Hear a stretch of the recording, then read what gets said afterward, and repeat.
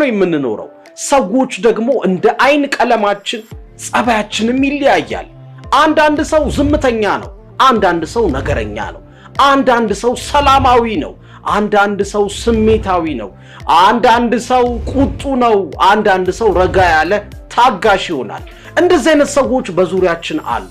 ታዲያ እንዴት ነው የምንግባባው ስራው በደንብ እንዲሰራ የፍቅር ግንኙነቱ ትዳሩ ግንኙነቱ ጓደኝነቱ ምርጥ እንዲሆን ተግባቢ መሆን አለብን እንዴት ነው በአጭር ጊዜ ሰዎችን ተረርተን ተግባቢ ሆነን መጀመሪያ ከነሱ ጋር ተግባብተን ከዛ የልባችንን እውነት የምናሳያቸው የምንነግራቸው የምናሳምናቸው እንዴት ነው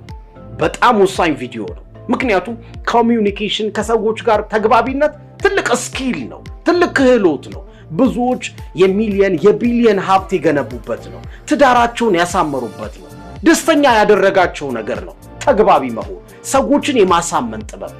በደንብ አድርጌ ያወራችኋለሁ በተለይ የስነ ልቦና መፍትሄዎች አሉ ብዙ ሳይኮሎጂያዊ መፍትሄዎች አብዛኞቹን ታውቋቸዋላችሁ እርግጠኛ ነኝ ግን